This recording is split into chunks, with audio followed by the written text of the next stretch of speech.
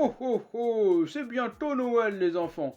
On a le nez qui coule, on a froid, mais c'est pas grave, bientôt on va avoir des cadeaux sous le sapin, on va manger trop gras, et surtout, on va écouter Maria Carey.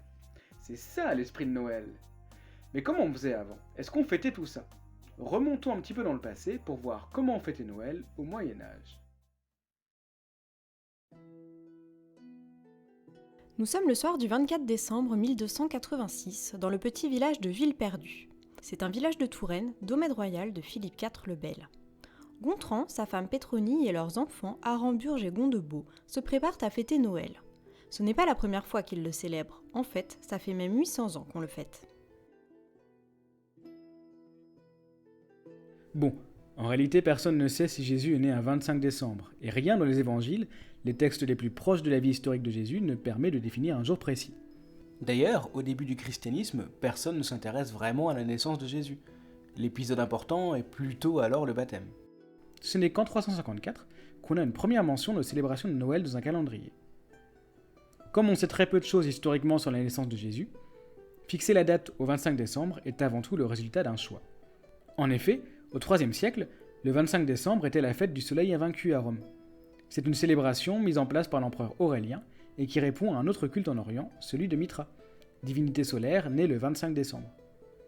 Cette période de l'année est alors très festive à Rome, puisque les Saturnales, des fêtes célébrant Saturne, ont eu lieu juste avant la fête du soleil invaincu. C'est pas un peu bizarre de faire les fêtes du soleil en plein hiver, non? Eh bien, c'était autour du solstice d'hiver. Les jours arrêtent de diminuer, le soleil reste plus longtemps, et donc il renaît. Ah. C'est peut-être pour cette raison que la fête de la naissance de Jésus, l'astre qui illumine le monde, a été intercalée avec ces fêtes préexistantes. Avec la christianisation de l'Empire romain, la célébration de la nativité va peu à peu s'imposer et au début du 5e siècle, c'est l'empereur byzantin Théodose II qui codifiera la célébration dans son combat contre le paganisme. Ainsi, l'influence de la fête grandira en Europe et remplacera des célébrations païennes comme Yule chez les Germains. Retour à Villeperdue. La famille de Gontran se prépare à la soirée, puisque contrairement aux autres fêtes religieuses, Noël se déroule la nuit. On a mis du gui et des couronnes de laurier, que l'on utilisait déjà à Rome avant le christianisme, puisque le vert conjurait la mort des végétaux. En revanche, pas de sapin de Noël dans la maison, ni dehors, ni dans l'église. La première mention d'un sapin de Noël vient de l'Alsace, dans un livre de contes de 1521 de la ville de Sélestat.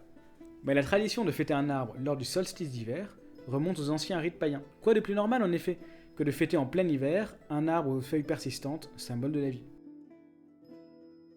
À Villeperdue, depuis la veille, une crèche itinérante est venue s'installer en ville.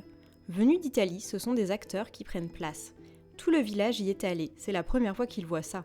Et juste après, rendez-vous à la messe de minuit. Nous avons connaissance de messes pour Noël depuis le 6e siècle, avec 3 messes à Rome sous Grégoire le Grand, mais elles ne sont pas forcément solennelles. Justement, un peu avant la messe, un mystère se joue ce soir. C'est une petite pièce théâtrale autour de la vie de Jésus qui a été montée par les gens du village. De la musique, des tableaux différents, des couleurs, ce n'est pas parfait, mais ça met de l'animation. Puis la messe commence, l'église est déjà décorée de gui et de houx. Les fresques peintes au mur ont leurs couleurs qui dansent avec la lumière des cierges, plus nombreux que d'habitude. Au retour de la messe, la famille peut enfin manger. Et quel festin! Ce soir, elle a prévu de la viande, de l'oie. Car oui, ce soir, c'est la fin de l'Avent. La famille fait un jeûne depuis plusieurs semaines. C'est une tradition déjà bien établie. On trouve mention d'une période de jeûne en fin d'année dès le 5e siècle par Perpétus de Tours. En revanche, pas de calendrier de l'Avent. Ce n'est qu'en 1908 qu'un Allemand, Gerhard Lang, décida de commercialiser un calendrier avec des images. Dans le feu, une grosse bûche avait été mise le jour même et devait brûler jusqu'à l'Épiphanie, le 6 janvier. On raconte alors les histoires de Saint Nicolas, qui vous récompense si vous êtes bon. Saint Nicolas, tout le monde l'aime, surtout les enfants, et depuis très longtemps. C'est depuis le XIIe siècle que l'on a la trace de Saint Nicolas qui va de maison en maison, récompensé par des cadeaux les enfants qui ont été sages. Son vilain acolyte, le père Fouettard, n'apparaîtra en Alsace que vers le XVIe siècle. Quant au Père Noël d'aujourd'hui, on ne le voit que depuis le XIXe siècle. Après avoir joué aux dés, tout le monde sort rejoindre la fête à l'extérieur. De la musique, de la danse, de la boisson, tout le monde était là. À vrai dire, la fête ne va pas totalement s'arrêter le lendemain, car les festivités et la période de vacances ne s'arrêteront qu'à l'Épiphanie, au 6 janvier.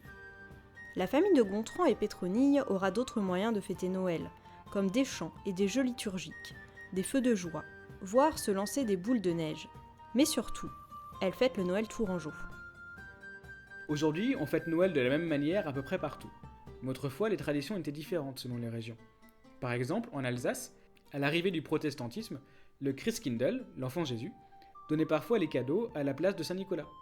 En Provence, on faisait brûler un vieux tronc d'olivier, le kéréguier, en chantant. Et en Bretagne, on mange des crêpes comme d'habitude, avant que les enfants ne chantent aux portes des voisins. Et en hiver, en Écosse, ils ont décidé d'inventer le curling. Bon, finalement, on savait quoi faire pour passer le temps à l'époque. Ce qu'on peut retenir, c'est que les traditions, c'est comme tout, c'est en constante évolution. Des choses se gardent, d'autres se perdent, et que chacun les célèbre comme il le souhaite. Et peut-être qu'un jour, on arrêtera d'écouter Maria Carey. Merci à tous d'avoir suivi cet épisode, et à très bientôt pour une nouvelle vidéo sur Plume d'Histoire.